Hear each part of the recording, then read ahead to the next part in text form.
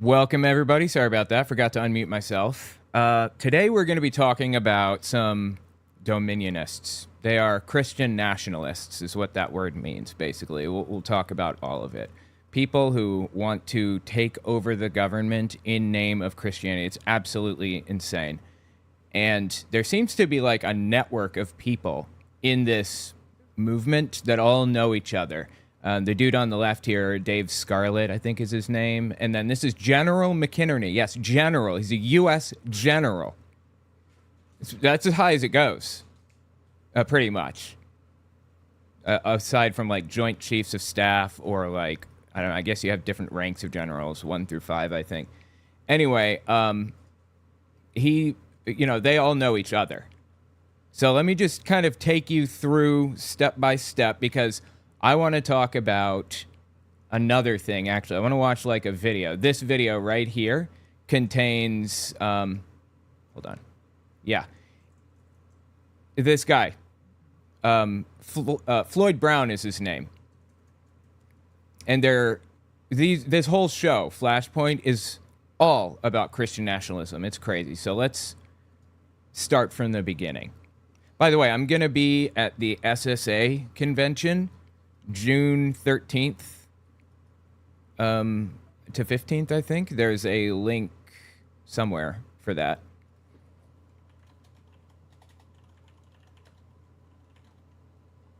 Let me see if I can get the link for you guys and just pop it in the... Wait, where is it? Wait. Secular Student Alliance. Yeah, okay, here we go. It's in Little Rock, Arkansas. It's not just me, it's a bunch of others. I don't want to speak for anybody, for who's going to be there, but it's pretty well-known people. So check out the conference if you want to meet me or you want to meet other pretty big YouTubers and people like that. Seth Andrews giving a talk there. I guess I can say that. Anyway. All right, let's talk about Floyd Brown. Oh, also check out my website, owenmorgan.com. I got my books listed there. On the left is a guy named Dave Scarlett, host of His Glory podcast, I guess.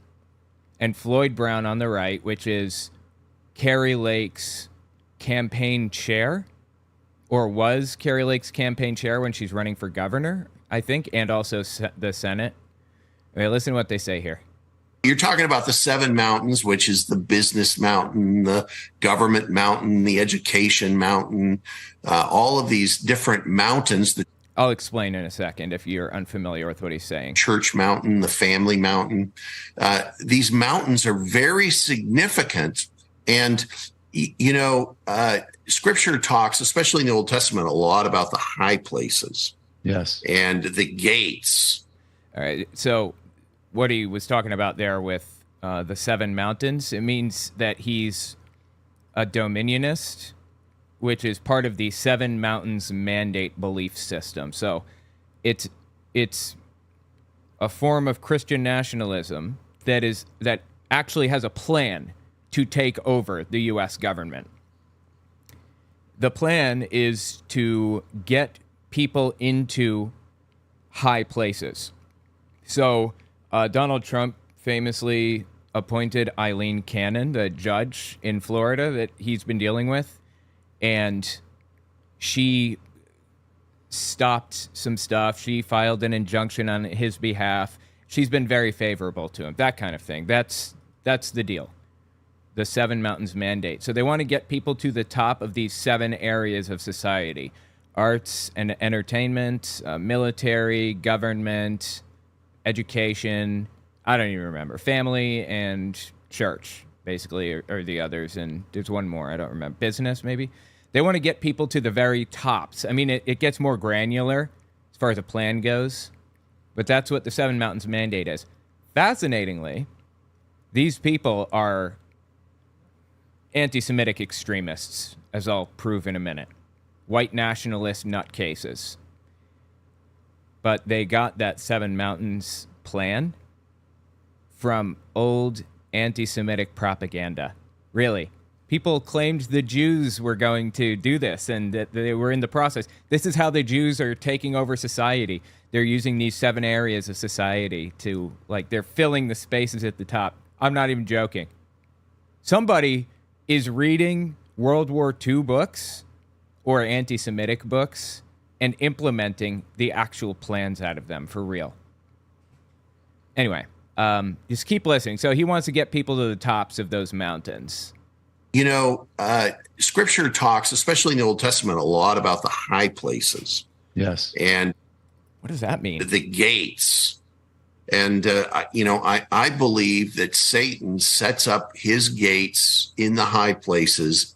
What the hell does that mean? With his spiritual forces, his principalities, his spirits of darkness. And as Christians, we've got to go and reclaim those mountaintops for Jesus. Right. Reclaim the mountaintops of government and business and education, the ones that he named a minute ago. Reclaim the mountaintops. That's insane. That's and right. I'm all in to claim them all. Yeah. Anyway, that's kind of a common sentiment in the evangelical movement. It's something that a lot of evangelicals are attaching to. Kenneth Copeland is a Seven Mountains Dominionist. I don't know. Johnny Enlow is. He knows senators and congressmen. A whole bunch of really high up people, and Hank Kunneman and stuff. Okay, so I've drawn a connection between Floyd Brown and Dave Scarlett, right? They know each other. Now let's talk about Dave Scarlett and some of his other interviews. Okay, if you don't know the guy on the right, this is Stu Peters. Stu Peters. What a wild name, right? Like, his parents must not have liked him very much. Let me just show you who Stu Peters is. I haven't actually watched this clip. Might be dangerous. I don't usually watch Stu Peters clips without, proofing them. Proofing them first, if you will, because he's really violent and hateful. But he went on the Fresh and Fit podcast, which, by the way, we might be covering that whole thing tomorrow morning on my Unfiltered YouTube channel. I go through it, this exact format, every Wednesday and Thursday morning, 10:30 a.m. to 2:30 p.m. Fresh and Fit, Stu Peters. Okay, I've got that written down. We're going to hit that. But check out Stu Peters. Lauren Witzke actually has somewhat of a presence online. Lauren Witzke ran for Congress, and she worked for Stu Peters for a while. She ran for Congress in Delaware. She was actually very successful. She was run by a guy called Noel Fritch, who... She's a white supremacist, too. Openly avowed white supremacist. Wants only white people in the government. I've also fired. Anyway, she's actually a pretty good girl. But she's like this fake Christian white nationalist gal that has this online presence of being... And that's bad. Being Mrs. Nick Fuentes kind of, basically. Okay. So take all of his viewpoints, carbon copy them, put them in her online presence. Okay. That's her persona. All right. Right? Okay, but she's now pregnant with a Mexican who I think is gay. She's pregnant with a gay Mexican. What? What a wild thing to say. Brown baby, and she's like, "Yep, we're not isn't it crazy? Come on, the wool works. The great white replacement thing, right?" And she's fanatical about being white and all this other stuff, which I am too. I love being white. Yeah. There you go, dude is sitting there with two black guys saying he's a white supremacist, basically.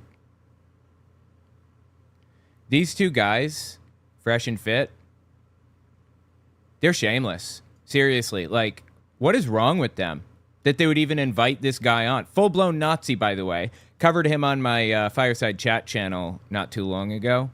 He believes in the ideals espoused by Hitler. I don't mean he, holds questionable opinions. I mean he's a Nazi. We're going to apologize for that. I think it's great because the country is built on successful white men. I mean, yeah.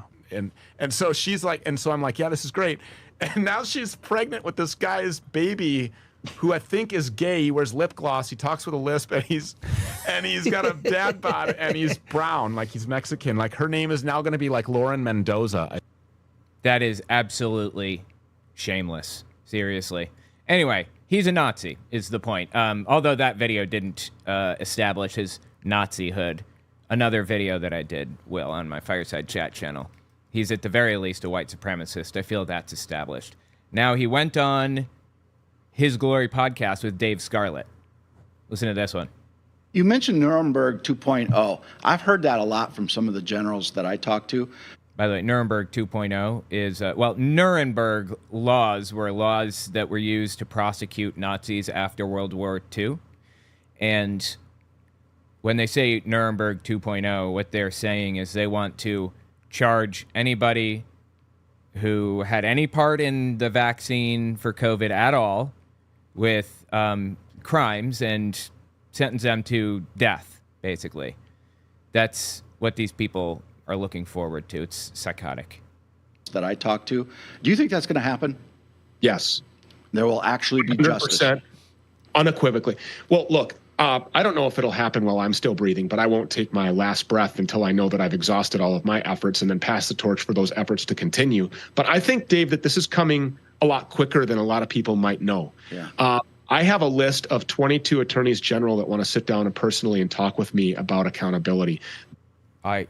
22 attorneys general? I appreciate that he used the right word there. It's not attorney generals, it's attorneys general. Anyway, that's insane. 22. Aren't there only like one attorney general per state? Isn't there one per state or something? They want to look into the criminal nature of the deployment of a bioweapon on American people. And that's what's been done here. And that isn't being hyperbolic. Yes, it is. Are you kidding me? That's not being hyperbolic? This was stated in the patents. And in the patents for the pegylated lipid nanoparticle, which, by the way, these aren't just arbitrary patents. These are patents that have been used in every single COVID injection, every single one of them across the board. It specifically states that the pegylated lipid nanoparticle that's in these mRNA death, heart attack, euthanasia clot Oh my God. shots is a weapon of biowarfare. He says clot shot. I prefer the Fauci ouchie. That one is my favorite, I think. Warfare. And they will be held accountable. I will not take my last breath. They will be held accountable. Nuremberg 2, military tribunal, citizens' grand juries, a lawman that wants to execute the sentencing that is handed down by said, one of the aforementioned. Yes, absolutely. I can unequivocally tell you, I can feel it supernaturally. I know it in my soul. We will see these people held accountable. That is insane. That is absolutely insane. If you notice, he said, all we need is blah, blah, blah. And then he said, and one lawman who is willing to execute the judgment or whatever after they're charged. So we need one police officer who's willing to go around and murder all of the people that they have deemed guilty taking part in the vaccine production or whatever. By the way, pegylated lipid nanoparticle or whatever, I don't know what he's talking about, but pegylated anything is just the way that a molecule is structured, I believe. I took a pegylated medicine years and years ago for an illness that I had. Lipid means fat. So it's a fat, what do you call it? Like a fat, oh my God, the word is escaping me all of a sudden. Fat, not a cell, not a molecule, somewhere in between the two. Anyway, it's not I don't know what he's talking about, nanoparticle. The point is, all of this stuff is like pretty normal. This is all regular stuff, but he's freaking out about it anyway. He's trying to freak others out. This is from early August 2021. The context here is Dave Scarlett and a U.S. general, General McInerney, were talking about Mike Lindell's documentary, if you will, Absolute Proof. Another thing I watched on my Unfiltered YouTube channel, by the way. We watched it beginning to end. The next few weeks are going to be potentially rough. Early August 2021, keep in mind. The next few weeks are going to be rough, he says. They're going to try to throw everything at us, try to shut down the internet, try to mandate vaccine QAnon stuff. Mandate vaccine passports, mask mandates, try to bring down the financial system, and more. And you guys have heard that as well, correct? Yes.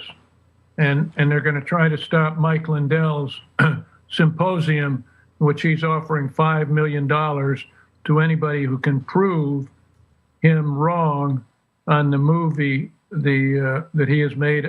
Absolutely nobody cares, honestly. He released it and it was all fine.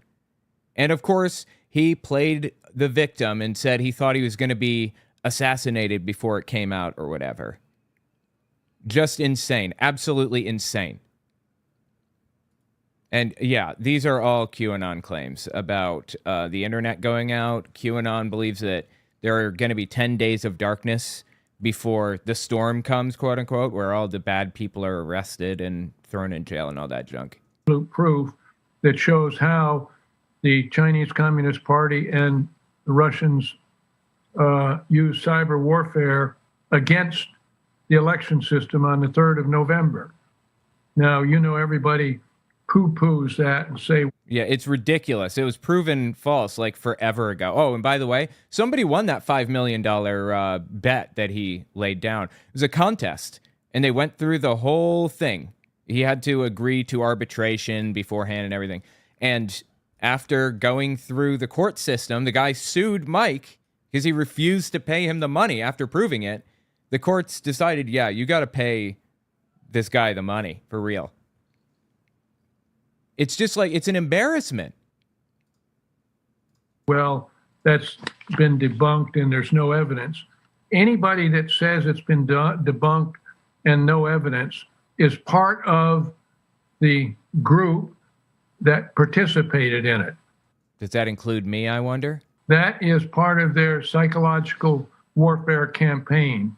Absolutely insane, dude. Absolutely insane. So the point here is that Floyd Brown, the original guy that we were talking about here, is interconnected with all of these people. They all work together. They all know each other. And I wanted to listen to... wait a minute. Let me find... yeah, here it is.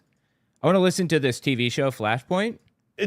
It's on Kenneth Copeland's network, like his TV network, the Victory Channel.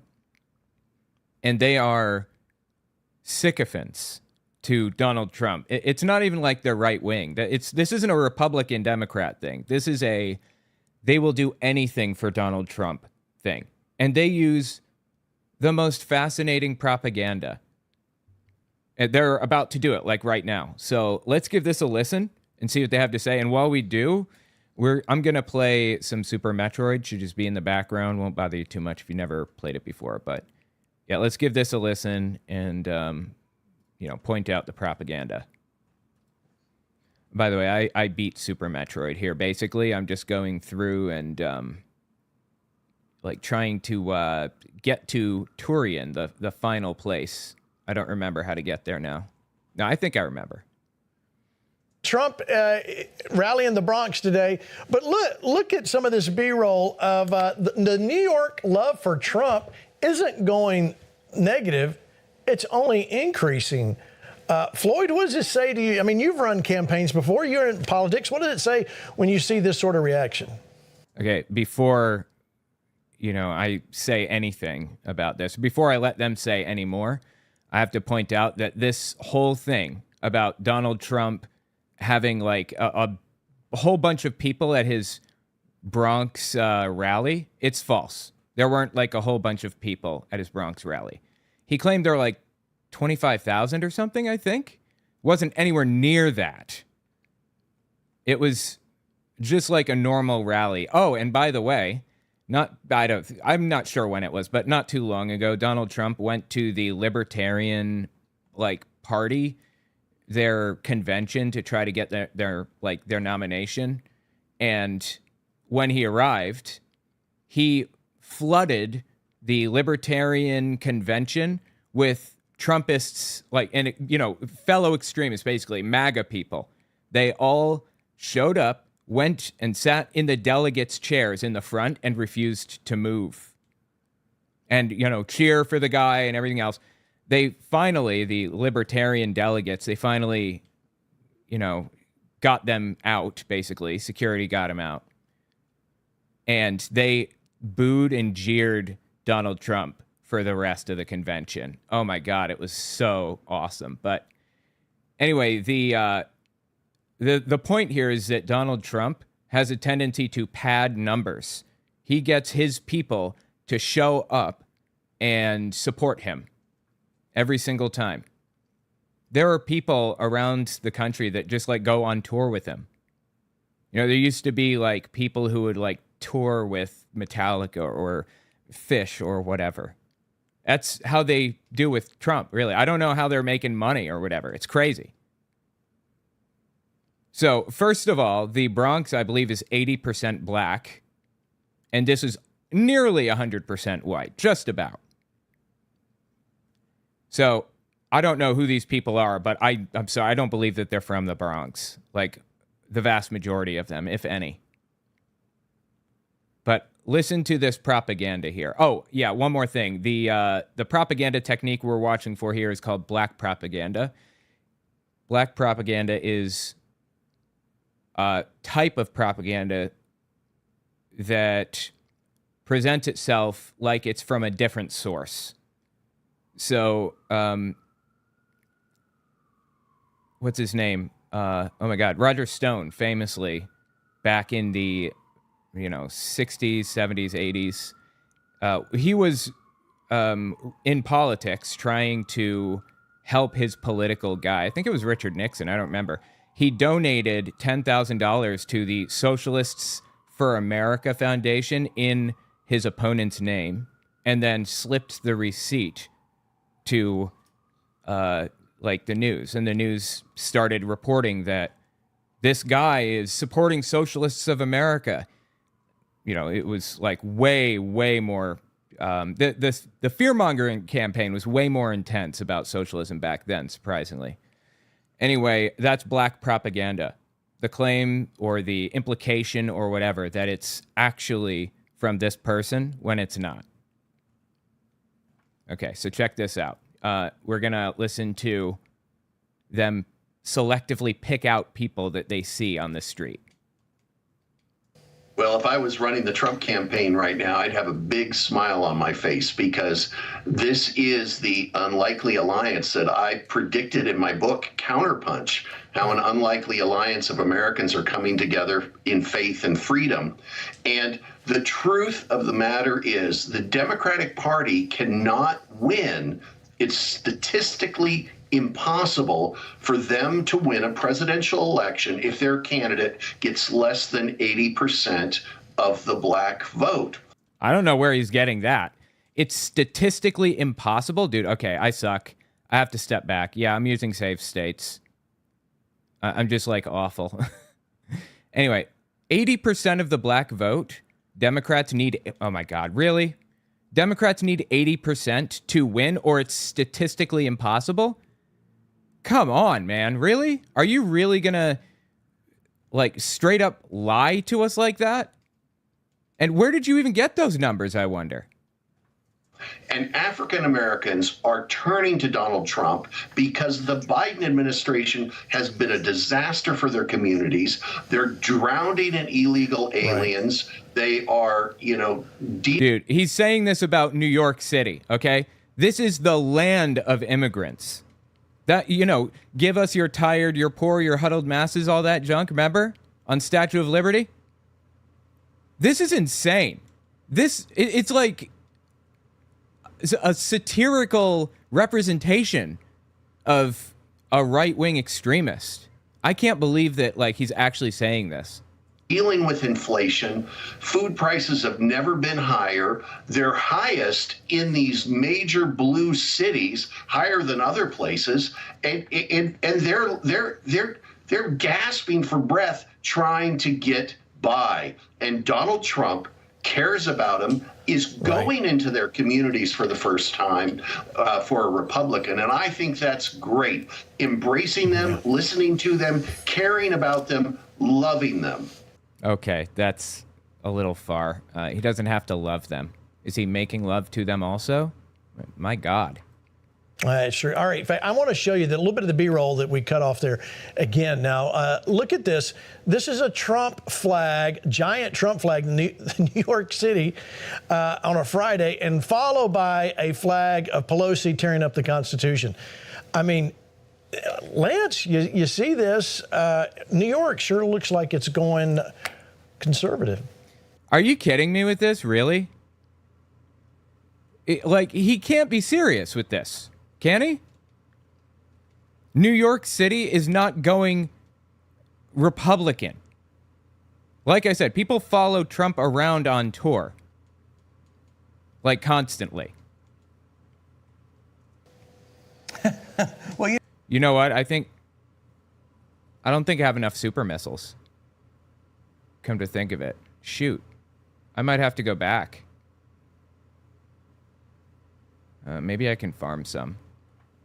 Trump's a populist. So the thing that always freaks the left out, and the Republicans out, by the way, is the fact that he has an enormous appeal to the average Joe. And the average Joe is the American citizen. When we talk about making America great again, we're talking about making it work for its citizens, not for its big uniparty money makers in the arms industry or the pharmaceutical industry.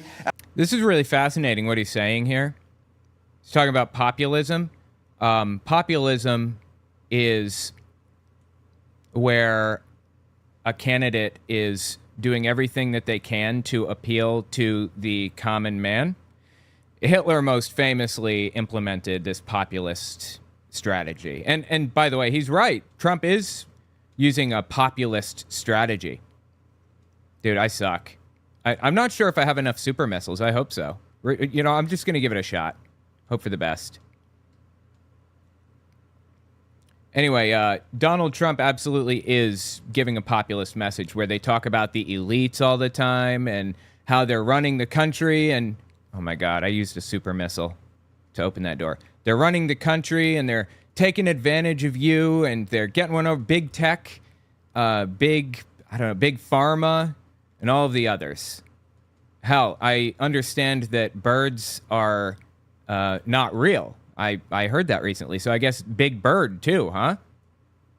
Anyway, that's the idea. That's what this guy is talking about, and that's what he's trying to do too. Lance Wallnau is trying to do a populist thing here, just like Trump.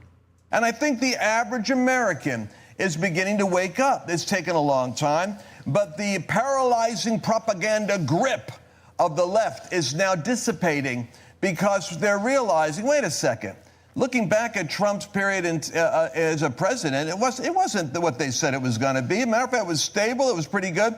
And now the awakening is starting to happen. $2 trillion or $1 trillion every 90 days. Right. Instead of going into the inner city. Wait, $1 trillion every 90 days? What's he even talking about right now? Yeah, I may not be able to do this anymore. I'm not sure. I know you need a whole bunch of stuff to beat Mother Brain. That's the boss coming up. Anyway, what's he talking about? Trillions of dollars. What? For black entrepreneurs to find a way out of poverty. It's going into the big bucks pockets of the uniparty, and the populist revolt is beginning. Well, when he says populist revolt, I mean, I'm not even joking. That's literally exactly how Hitler rose to power. Now, populism is not necessarily a bad thing. Like Bernie Sanders was a populist also, but it can be weaponized against people. Bernie Sanders talked about the elites, the top 0.1% or whatever, owning a ton of the wealth in the U.S. That's a populist message. One that I agree with. So I guess populism isn't inherently bad itself, but it can turn bad really quickly and easily if the person is irresponsible or has bad intentions. Well, certainly, there's a lot of people in New York that agree with you. Let me show you this clip from Fox. Watch. I see Democrats now coming out, and they're like, oh, Trump is not welcomed here. Who are you? I think... Okay, this is another type of propaganda. There's a name for this. I would call this black propaganda. That's probably the correct name for this, because they're showing a bunch of black or you know, people of color generally, like Mexican or whatever, bunch of people. Are you kidding me with this? I suck. Anyway, they're showing a bunch of people of varying backgrounds, and they're framing it as though this is the common sentiment among all black and Mexican people in the Bronx. He should definitely come to the neighborhood. He should come. He should check out the people because, see, Trump is for the little man. Donald Trump is coming to the Bronx. Are the other boroughs going to be jealous? I don't know, but I hope so. No? Why would the other boroughs be jealous? They can just get on a train and go to the Bronx. What? Tell me you have no idea how New York City works without telling me. Trump is doing something that no one else has done. He's giving such a respect to the Bronx. Before Trump, you know, it was not really considered. Like, would they really go into the Democratic strongholds? Would they really go into the poor neighborhoods? One of the very important things that I wish the Republicans would understand is that even though you have, and you look at the registers and you see how many registered Democrats are in the Bronx, and you say 80, 90% are all Democrats, not all Democrats vote Democrat. I happen to be one of those Democrats that hasn't voted Democrat since the age of Ronald Reagan. I've been intrigued. Okay, New York City objectively has a ton of people that vote Democrat here. Like, it's almost entirely Democrat. Now, they have varying ideas and opinions of how the world should work, which is kind of interesting because people by and large here don't vote for the party that they support. They don't vote for Republicans or Democrats. They vote for who is the best candidate more often because everybody on the ticket is a Democrat, just about. There's one guy who runs Republican every time. What's his name? Oh, God, I don't remember his name. Silwa, maybe? And dude, did I stunlock? No, I guess not. Silwa, or whatever his name is, famously, ran a militant group and has done absolutely terrible things. It's wild, man. Anyway, point is that no Republican is going to win in New York City, so they base all their voting off of politics that they like rather than parties. Intrigued by the impact of the trial of Donald Trump. And as a Hispanic myself, it looks familiar to a lot of things we've seen in Latin America. Absolutely. I know a lot of friends of mine that are Cuban, and they're frustrated. Yeah. Cubans, you got Nicaraguans, they see this in their country. That's why they left. I happen to be one that I'm. They see what? I mean, I know what he's saying. He's saying that they see like socialism, which doesn't exist to any serious degree in the United States. But he is actually correct in saying that a lot of Cubans vote Republican out of fear of socialism returning or whatever. Still asking, what is he being charged with? You're asking that? No. You don't know what Trump is being charged with? You're a Trump follower and you still don't know what he's being charged with? Really? Dude, I think, do I die here? I'm not sure. Can Mother Brain kill me? What is he being charged with? I'm still trying to figure that out. And so I think it's not just me because, we're not dummies, okay? Even though. Well, you're kind of a dummy. I'm not saying that about an entire group of people like Hispanics or the black community in New York City. They're not all dummies, obviously. But she's grouping them all together. Like what? Though Democrats sometimes treat us like we're dummies. People that weren't interested in politics, now they're watching a sham trial. They're watching all these things happen, and they're just like, what is going on? Black propaganda.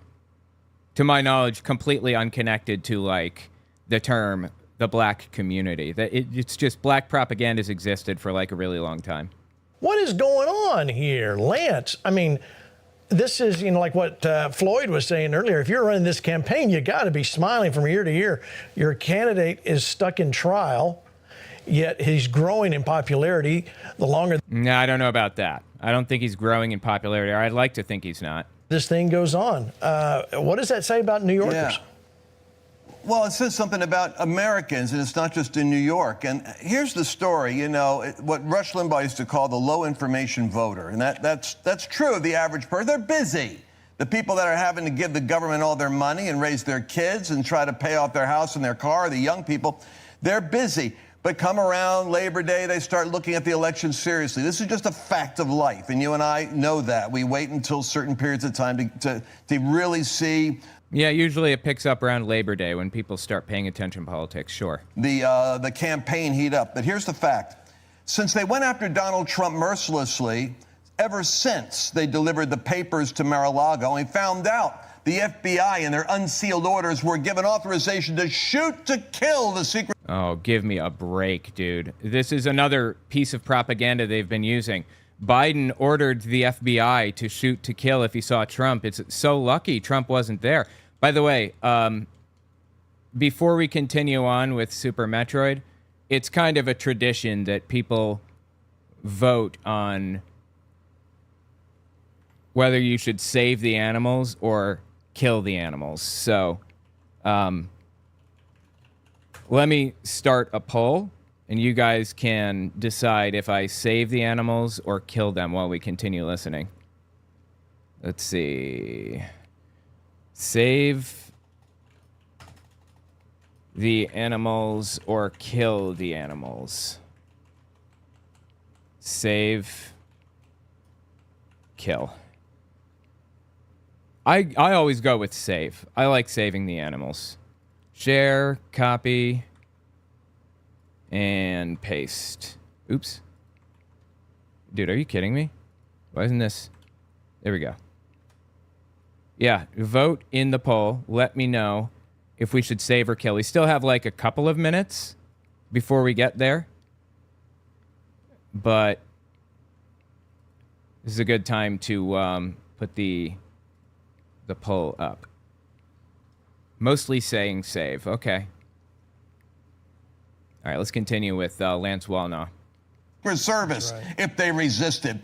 Well, as these facts come out, the average American says, did Trump kill somebody? Did he steal some money? Yes, he did. He stole some money. He did like fraudulent business practices.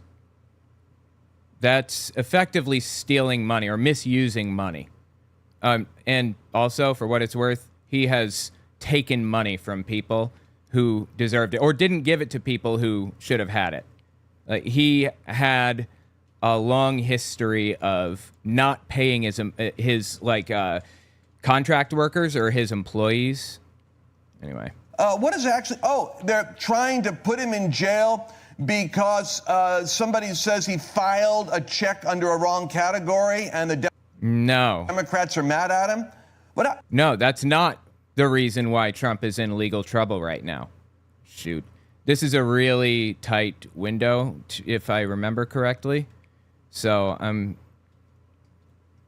going to try to do this quickly. I'm going to step back. That's not what happened. He didn't write a check incorrectly. That's like saying I have a bank account and my mom has a bank account, and all I did was use a different check. I just used my mom's check to pay a down payment on my house is all. I just used her check. It's a big deal. That's what he's saying. Right? This is insane. Get help. They start to identify with Trump, you see. And when they say the Democrats got a real problem right now, as well as the Republicans. If Trump continues to be viciously and unfairly prosecuted, he builds a counter movement that makes him kind of like the revolutionary who's against the system. And that plays very well with the average frustrated American who doesn't trust this system. It's so true. Yeah, populism. He's appealing to the working man, the working poor, basically here. And it's not just in the North. Now, I'm from the great Empire State of the South, Georgia. And we moved to my parents' small town of Covington, Georgia. And back in the 70s, of all places, a popular TV show came to town. Okay. Yeah, looking like Save the Animals, by the way. Just 8% of people said kill the animals. So, looks like we're going to save them. It's one little deviation. I'll show you when we get there. Yeah, somebody says Empire State of Georgia, WTF. Yeah. What does that mean? The Empire State is New York. Or no, the Empire City is New York City. New York is the Empire State also, right? I think it is. What is this show? By the way, this is where I go to save the animals, down this little hole here. And, you know, you're really short on time. You're going the wrong way right now. So people didn't really do this. But this is discovered. You can save the animals. There you are. Just have to open that little wall for them. And then they run off. And as a result, one little pixel appears as the end scene plays or whatever. Okay, so he's talking about Dukes of Hazzard, which is a show he watched a lot when he was younger. Okay. Just a good old boy. Never meaning no. All right, so Dukes of Hazzard. Come Yeah, thanks for the copyright problems, guys. on. You know you like that show. I liked it. It's from my hometown. And everybody tried. There's a jump in there. Where No way. Is that one of the actors from the show? he jumps over the railroad tracks. Every high schooler tried to do that jump. And it never worked because they had a little help. Anyway, please welcome to Flashpoint one of the stars of the show, John Schneider. Welcome to Flashpoint. Glad you're Wow, they got an actor on Dukes of Hazzard. That's actually kind of crazy. here. Well, thank you. I had no idea you were from Covington. But by the way, I want to clarify, the jump worked. It's the landing that didn't go so well. That's right. Oh my God, dude. My dad used to say that all the time. You know, there was a ton of those General Lee cars all over town that we... Oh, yeah, that car that they had in Dukes of Hazzard, it famously was used, or I'm sorry, it famously had a Confederate flag on the top. Now, I'm just going to step back, watching Super Metroid here as the planet explodes. This is what saving the animals does for you. Watch on the right, you'll see a pixel, little white pixel fly off to the right as it explodes. Hold on. Wait. Did I miss it? I may have accidentally... Hold on. No. Wait. Let's see. There it is. Oh, it's a little purple pixel, if you look really closely.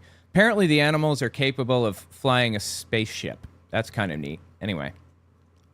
You know, there was a ton of those General Lee cars all over town that we would see that were beat up, wrecked, flipped, all kinds of stuff. Oh, yeah. We, and that was only the first 5 episodes. We shot the first 5 episodes in Covington, Conyers, Social Circle.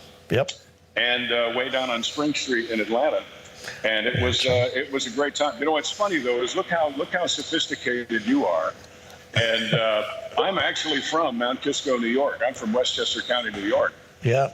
And I Oh, Westchester County. Isn't that that's right north of New York City, I think. And people always come to New York City from Westchester. They take a railroad, like the long distance train to get here, I believe. But I'm known for that. I love I've been listening to everything you folks have been talking about, and it just blows my mind that the boss hog of the story, meaning the Democrats, the left, don't understand that every single thing that they do to try to take Donald Trump down proves his statement more true every day. Well, how you figure? What are you talking about? His statement being... by the way, he's basing this on faulty information. He's basing it on a false premise that Democrats are trying to take Trump down or something. It's just nonsense. It's not happening. I'm not sure if I mentioned, but Joe Biden did not order the FBI to go into Mar-a-Lago to search, and all that stuff was standard on the search warrant. It was just standard stuff. If you're attacked with a gun or something, then you have a right to defend yourself during the search, basically. That's all. And Biden had nothing to do with it. They're trying to conflate multiple things, and they're trying to build a premise so that people automatically assume it, even when it's not true. They're not coming after me. They're coming after you. I just happen to be in the way. Oh, God, I get so sick of hearing that. That's a meme that was passed around a whole bunch. And Netanyahu used that meme, too, interestingly enough. Strong men throughout history, populists, lots of populists have used that term. That's right. Every time they go after him on some bogus charge, every time they try to tell him, no, you can't, it makes him more and more like us. Populists. You catching this? More and more like who exactly? Why are you categorizing yourself as not an elite? You are filthy rich, I'm sure. Dude, was on one of the highest rated TV shows in history at one point, at least. I'm sure he's got plenty of money. He's one of those elites. And so is Trump, for that matter. Like, what are you even talking about? He's like me. He's always been like you, a rich asshole. And it makes us go, that's our dog in the race. That's the only person that understands that we don't want a free lunch. What we want, I'm going to sound like Uncle Jesse here, we don't want a free lunch. We want an opportunity. So this entire MAGA movement is not only going to make America great again, it is also going to make America the land of opportunity again. And that's... Well, that's fair enough. I mean, the measurement that people talk about when they're talking about the American dream, it's an actual measurement called upward mobility. And the United States has worse upward mobility than a whole bunch of countries. There are way more above it. I mean, I love the U.S. I love it here. I was born here, raised here. I have no interest in moving somewhere else, but the United States is not exceptional in every way. It needs work. That's all we want. That's right. We want to be able to reach for the gold ring with everything we've got. We don't want it handed to us. We want to reach for the golden ring. We don't want to hand it to us. Why is he saying we and us here? He has the golden ring, and so has Trump. Populism. And that's what they don't understand. That's one of the many things. Oh, by the way, who is they in this scenario? We want to reach for the golden ring so that we can have it, and we don't want it handed to us, and they don't understand that. He's creating an us versus them mentality right now. Things they don't understand. That's right. All right, let's go back to your music, because a lot of people didn't know until maybe they saw an episode of Dukes of Hazzard. You're playing the guitar. Roll that when I want to show. Oh, please don't do this. He's going to give me a copyright strike, isn't he? That. There he is, a young John Snyder singing there on Dukes of Hazzard. But your music career, you've had quite a bit of music, and let's just say it hasn't ended. Look at what just happened at a Kid Rock concert. Oh, God. Kid Rock is a nutcase, too, sadly. By the way, I watched Dukes of Hazzard when I was little, but looking back at it now, it's kind of a disturbing TV show. They're good old boys from the country. Like, it was just disturbing and weird. Look at this. Yeah, Kid Rock is terrible. Wait, is that a Cybertruck? An orange Cybertruck? That's what it looks like. Oops, I was looking at the Cybertruck. Anyway, yeah, Kid Rock is awful. He's absolutely insane. He's bought into the propaganda. He's eating it up hook, line, and sinker. Yeah. Coming out driving a quite different... of course, I think that's a little sacrilegious, in a Cybertruck. Well, yeah, it's an electric vehicle. So now these people are torn between, do we support the QAnon endorsing nutcase, the owner of Tesla, Elon Musk? Or do we hate electric vehicles at any cost, no matter what? You're driving there, and of course, Kid Rock is in the back. But you've had a music career. Now you've got a new song out, and I heard it, and I think, can we play a little bit of that? Do we have a little bit of that? Oh my God! Please no. Please do. Please do. All right, I'm gonna have to skip past this because I don't want copyright strikes. Wait. All right, John, tell us why you wrote this song. Wait, she's worth it. Let me look up the lyrics. She's worth it. John Schneider? Is that his name? Yeah, I think this is it. Let me just look this up here. Oddly, it doesn't... there are no lyrics listed on any standard websites that I always go to. Shoot. Well, he's got something on Facebook here. Yeah, here we go. Okay, John Schneider himself posted it to Facebook. Today I'm going to brag on the new song, kind of an answer to some questions people have been asking lately. I say this because doing something you love, saying something you need to say, and making a difference is a great way to fight the demons on this road. Okay. I know for a fact that this particular go-do has made her very proud. Here are the words. She's worth it. It'd be so easy to turn our backs and walk away, ignore the fires burning, live to fight another day. Okay, one syllable rhyme, cute. But I'm believing no matter what it takes, her amber waves of grain should grow forever. Okay, no rhyming at all. That's an option, I suppose. It's a duty, it's a right, an obligation to stand for her and fight because she's our nation. Is our nation a chick? I thought our nation was a dude. Uncle Sam. U.S., Uncle Sam, United States. Why is he talking about the country as a chick? Here's the chorus. That's why we won't give up. Hell no. In this lost world, she's the hero. Freedom isn't free. It's up to you and me. Brother, I believe she's worth it. Okay. This is going to make me vomit. This is so obscenely, nationalistic and extreme. It is wild. Tides are turning. We can feel it in our bones. Now is not the time to hang it up and hunker down at home.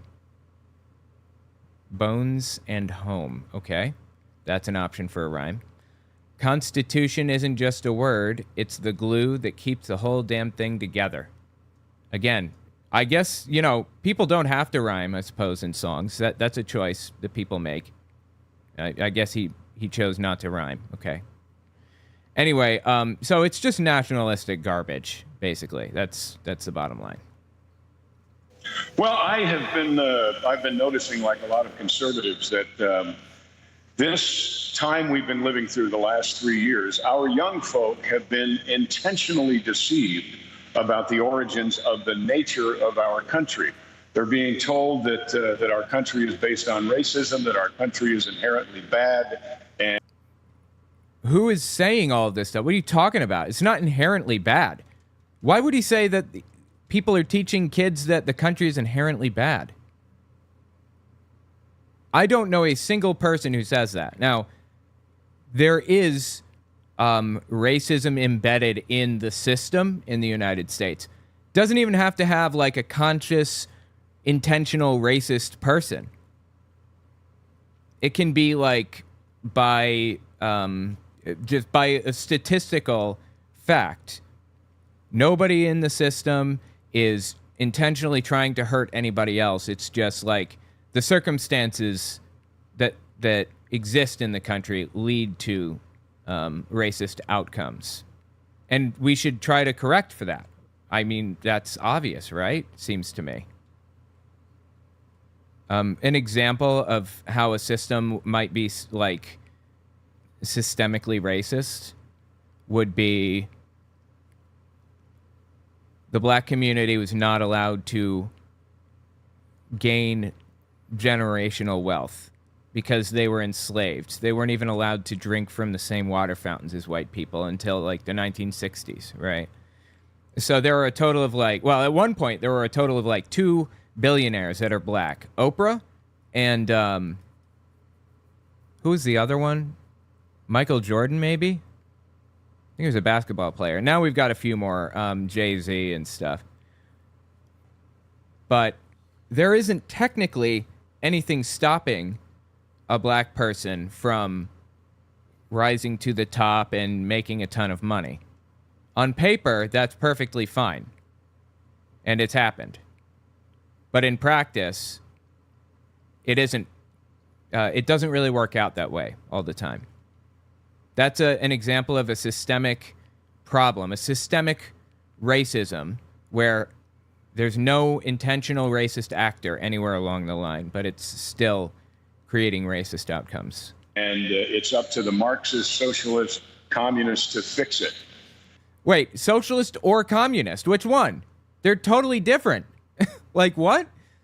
And Marxist? Isn't a Marxist basically somebody who agrees with Karl Marx's literature on communism? Why are you saying those three together? Now you're just making me think that you're using buzzwords to freak people out. So I felt the need to do a song that talked about the Constitution.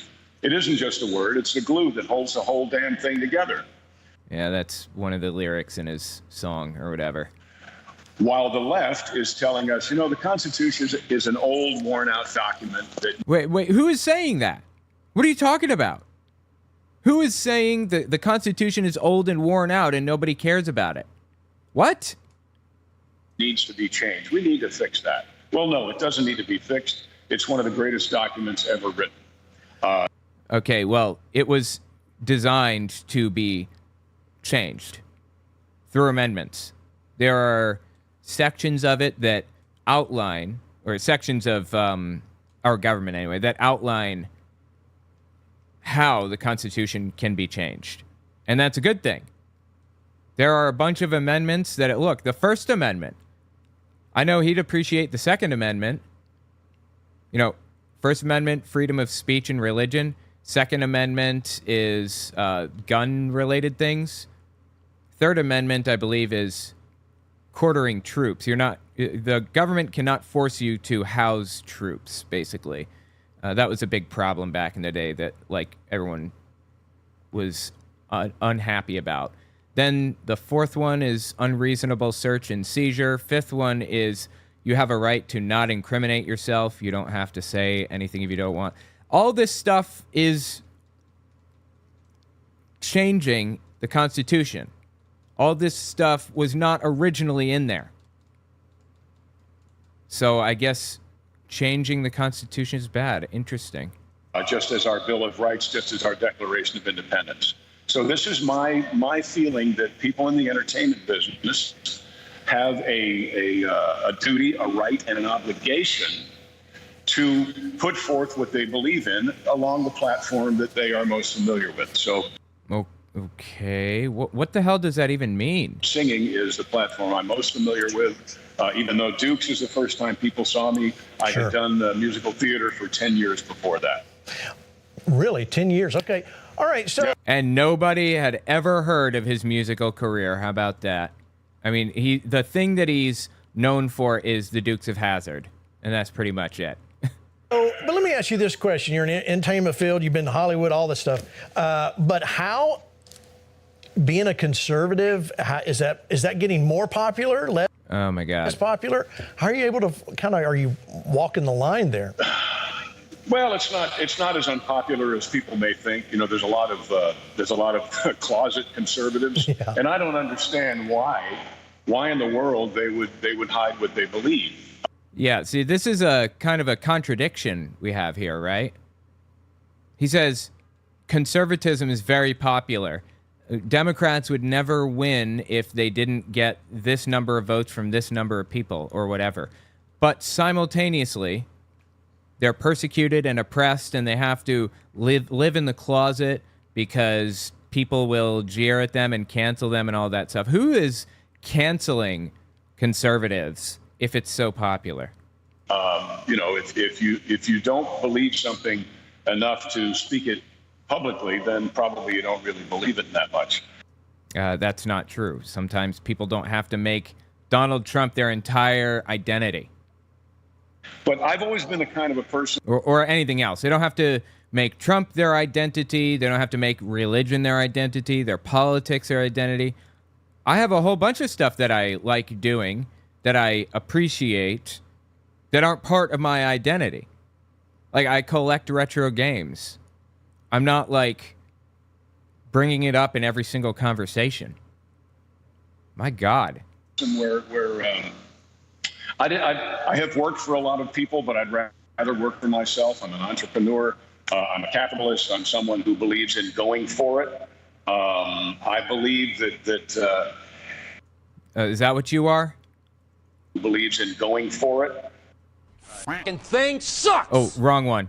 Now you're an asshole. You got that? You're an asshole. Is what you are. He's an asshole. He's an ambulance chasing asshole. That's what you are. Lumpy pillows, kiss my ass. Put that in your book. That's Mike Lindell freaking out. So this guy is just listing things that he is, and I figure we should stick that one in there. Why not, right? Oh, shoot. Sorry. By the way, Tyler Cross, welcome. Thank you so much for the membership. Appreciate it. Glad you're here. I believe that if you won't pay to do what it is that makes you tick, if you won't pay to follow your dream, or even lose money to follow your dream, then you need a bigger dream. How did dreams get all mixed up in this? I thought we were talking about making Donald Trump your entire identity. That's why I talk about opportunity all the time. So... Yeah, somebody's saying mods. Everything going okay here? Is there somebody that I should kick? And is there somebody that I should mod? I'm not seeing any mods. I can... P.A. Kent? Wait, where's P.A. Kent? Oh, hey, welcome, Nerical. I see you in the chat now. I didn't see you a minute ago. Have a troll. Kamala? Oh. Okay. Anyway. All right, let's keep listening. Maybe I should add additional mods, too. I should have a bunch of people in here, like 5 or 6. But I'll keep a lookout for people to mod. I really don't have any, this might be the New Yorker in me. I don't care what Hollywood thinks. I don't care what they do. I'm not beholden to them for my next job, and I haven't been for a long time. Populism. The elites don't have a grip on me. I'm just like you. Give me a break, bro. So I don't play their game, but I also, I'm realistic enough to realize that, they don't care. They don't care what John Schneider is up to. Who is they? Well, right. I believe in the law of reciprocity. I don't care what they're up to either. All right. So, John, Flashpoint, our audience. Wait, he said you don't care, or he doesn't care about what they are up to? I'm assuming he means the elites, right? Then why have you made it your whole identity? He very obviously cares, right? Didn't he just say you have to come out and, attack people that you don't like or whatever? Dropped the ball on that. No, you're good, Nerico. I have dropped the ball on adding more mods. I should have, a whole bunch in here. I don't want you to, have to deal with all of it. So, you're good. Is, we're not just the Dukes of Hazzard audience, although we've got a big following there. But we kind of cross all income levels, and we know who we're talking to. There are people that believe in God and country, and they want to see America back to its Judeo-Christian roots. What do you think? The country didn't have Judeo-Christian roots. That term wasn't even invented until the 1900s or something like that. I'll grant you that a lot of people in the United States are Christian. And historically, a lot of the populace has been Christian also. But that's nothing to do with the government. The government has always been secular since day one.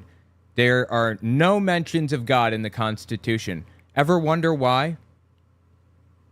Did they even notice that, I wonder? I doubt it. These people probably think that the mention of God is like all through the Constitution. Doesn't say it once. What do you think about that? Well, I believe that God is up to something and we are part of it. So we have, it's in that song. I have another song too on the new album, but it is a duty, it's a right, it's an obligation. I believe that the United States of America is more than just a country. I believe that the United States of America is indeed the tangible breath of God to express and to show and to exhibit freedom globally to an otherwise enslaved world. So if the United States of America continues on the track that it's on, and sadly that is down in my opinion, then we don't only lose this country, but the rest of the world loses their hope of freedom. Okay, the rest of the world loses their hope of freedom, huh? So people in China view the United States as their hope of freedom. Russians view the U.S. that way. People in Britain, the British, I guess, the British view the United States as their, like, beacon of hope. You've got to be kidding me with this. So we owe this to the rest of the world. We also owe this to God because, as I said, God is up to something that we are part of. It's not the other way around. That's right. We don't invite God into our circumstance. God has created us into His. What the hell does that even mean? I don't understand. So we need to realize that. We need to follow our dreams because those dreams are His dreams. That's why the word opportunity is so important to me. Okay, what if your dream is to be a murderer? Does God want you to do that also? Because we need to be provided with an opportunity so we can shine, not for you and not for me, but for Him. Amen. Amen to that. John, talk to me a little bit about, we did a little bit of research on you. Johnny Cash, you spent some time with him, and that's when you, according to the research, that's when you became a believer. Right. Talk about Johnny Cash and that whole time in your life. What was that like? Well, we had just done a movie called Stagecoach for CBS. You can see that. It's on the air all the time.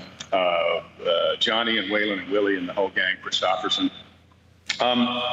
What I saw in Johnny Cash, because a lot of Christians had come to me and I'd started going to church but all of a sudden I started realizing there were a lot of people out there that were pretending to be nicer than Jesus. Pretending to be nicer than Jesus? I thought he didn't believe that Jesus is nice at all. He wants to be Christ-like, and he also hates gay people with the burning hot passion of 1,000 suns, right? There have been many killers who have said that. Yeah, that's true. Miracle. Absolutely. It's pretty much always a justification. This guy says, go for your dreams. And then God put me in the presence of Johnny Cash, and I was a big Johnny Cash fan. Turned out Johnny Cash was a big John Schneider fan. But I saw in John a man who was a man. He was very rough around the edges. Are we sure he was a man? You want to say that one more time? Had lots of scars. He had been damaged, and he had done a lot of that damage himself. Hey, welcome to the club. Everybody's damaged in one way or another. But he wasn't afraid to exhibit it. You know, he never pretended that everything was better than it was. So, what the hell is he talking about right now? I don't understand. So in him, I saw a very masculine guy. Was he a man? Because I'm not sure. I was unaware of Johnny Cash's gender status, and I needed this guy to reiterate it 16 billion times for me. Masculine guy who believed in Jesus. Yeah. And I'd not really seen that before. You haven't seen masculine guys that believe in Jesus? What? What are you talking about right now? Are you saying that, like, only gay people like God or believe in God? or something? Is that what he's saying? I don't understand. So I wouldn't say John converted me to Christianity, but John solidified me. Oh, so you saw his masculinity and you said, "Oh, I'll take some of that." And that was the thing that pushed you over the edge. That's what I'm picking up. Is that what he's putting down?